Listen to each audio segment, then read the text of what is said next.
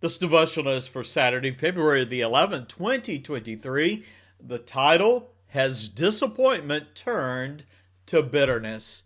The advice, dig another well. Well, our scripture reading, Genesis chapter 25 and Genesis chapter 26. Now, we're continuing our chronological study of the scriptures today as we come to some significant crossroads spiritually in the Genesis account of Abraham, his chosen heir, Isaac, and Ishmael, Abraham's son, born to Hagar, Sarah's handmaiden. Now, notice with me in chapter 25 what I would describe as the death of Abraham, and Isaac and Rebekah become parents. Well, with Sarah dead and Isaac happily married to Rebekah, Abraham was no doubt lonely, and we read in chapter 25 and verse 1 that he took a second wife named Keturah. Now, the scriptures do not say, but perhaps she was a maiden of Abraham's household. Well, Keturah gave birth to 6 sons, chapter 25, verses 2 through 4, and fulfilled God's promise that Abraham would be a father of, and I quote, nations, Genesis chapter 12.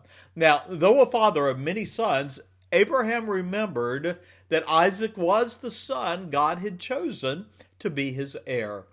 Therefore, we read, chapter 25 and verse 5, Abraham gave all that he had unto Isaac, his spiritual, legal heir. In addition, he sent the other sons away, the sons of Keturah, away with gifts, settling his obligation to them as a father in verse 6. Now, Abraham lived an incredibly long life. When he was 103 score and 15 years, that is 175 years old, Abraham gave up the ghost, died in a good old age, an old man full of years, and was gathered to his people. Chapter 25, verses 7 through 8. Abraham was content with his life, ready to entrust his spirit to the Lord. Well, as is so often true, the death of a loved one, especially a parent, it gives an opportunity for a family to reunite. Such was the case with Isaac and Ishmael, as they gave their father, in verses 9 through 10, a proper burial in the tomb he had purchased for Sarah. Now, Ishmael's lineage is recorded then in chapter 25, verses 12 through 16. And true to God's promise to Abraham and Hagar, back in chapter 21 and verse 13 and 18, Ishmael's 12 sons were fathers of tribes and nations. You see that in verse 16. Now, Ishmael died when he was 137 years old, and he gave up the ghost and died. We read in verse 17, and he was gathered unto his people. Now, the Bible narrative now focuses on God's providences in Isaac's life. Now, Isaac had taken Rebekah to be his wife when he was 40 years old. However, another 20 years passed before Rebekah conceived a son. Now, like his father, who had waited years for a child to be born to Sarah, Isaac's heart longed for children to be born to his beloved Rebekah. Now, when she conceived, in verse 21, she was blessed with twin sons. Now, taking her concerns to the Lord, in verse 22, God revealed that her sons, the sons in her womb, were opposites in almost every way imaginable. In verse 23, contrary to the culture, the older son would become a servant to the younger. Now, those two sons, we read, not only struggled in their mother's womb, but when they were born, according to verses 25 through 27, the younger son, Jacob, took hold of the heel of his firstborn brother, Esau. Now, we read in verses 25 and 27 that Esau was red-haired, stunning in his physical appearance. He preferred the outdoors and was a skilled hunter. By contrast, verse 28, Jacob appeared plain, chose a quiet, pastoral shepherd's life. Now, however, continuing verses 29 through 34, we see the most striking difference in these two brothers' spiritual values.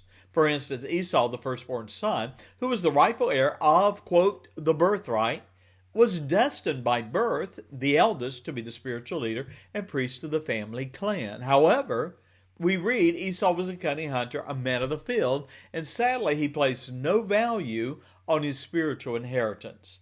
In fact, he proved his careless attitude regarding his spiritual birthright when he sold it to Jacob for, incredibly, the price of a bowl of soup. Now that brings us to Genesis 26. And here we have the subject that is a famine, a conflict, a peaceful resolution, and tragically unhappy parents. Now, Isaac and his household soon faced the hardship of famine, as had his father Abraham. Now, Abraham had gone down into Egypt 100 years earlier. And so we're going to find that Isaac made somewhat the same decision. However, he moves to the land of the Philistines. So look with me, chapter 26 and verses 1 through 11. And I've given a subtitle to this, Like Father, Like Son. The father being Abraham, the son being Isaac. Now the famine forced Isaac to move his household, and he relocated to Gerar, where the Philistines lived.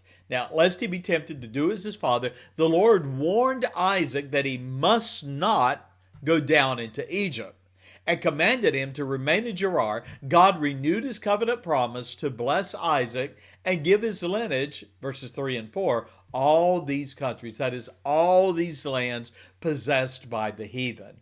Well, Isaac, fearing for his life, was frightened that men of the land might look upon Rebekah's beauty and desire her, much as had Abraham regarding Sarah. Now, Isaac was afraid he would be killed, and foolishly sinned as his father before him, and he told others, chapter 26 and verse 7, she is my sister.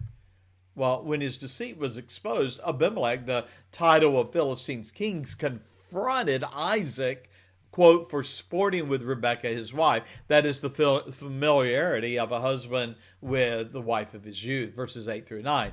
Abimelech then, this heathen Philistine king, rebuked Isaac for his lie, and he took Isaac's household under his protection, trying to avoid and put away God's judgment. Now notice with me then verses 12 through 33. And I've subtitled this briefly, Dig Another Well. Well, God continued to bless Isaac, and we read in verse 14 that the Philistines, quote, envied him. Well, moved by resentment, the Philistines began to stop up the wells that Abraham had dug in his days for his flocks and herds. This is 100 years earlier. The wells were there, but the Philistines began to stop them up. And we read in verses 14 through 15, they filled them with earth. Well, rather than the warring spirit with which Ishmael was born, Isaac was a peacemaker. And so we read in verses 12 through 22 that he moved from one well to the next, seeking peace. The character of his life was, when there's a conflict, dig another well, move to another place. Well, here's a closing thought for you. Isaac's response to the Philistines' aggression is a worthy model to follow when conflicts arise. The freshwater wells were invaluable in a land known for its deserts. And you and I can imagine the hardships and personal offense Isaac felt as the wells dug by his father were destroyed. Now, in closing, well, how did Isaac respond? Did he become embittered? Did he plot a way in a path of revenge? And the answer is no, no, no. Instead, chapter 26, verse 18, verse 21, verse 22, he would move on and kept digging wells. He not only built and repaired his father's wells, but in verse 25, he also built wonderfully an altar there and called upon the name of the Lord. What a contrast we have in these two sons, Isaac and Ishmael. Isaac is a man chosen by God and continues the pattern of his father, digging wells and building altars. Here's the challenge. When you face Philistines, whoever they might be, take a page from Isaac's book, follow his example.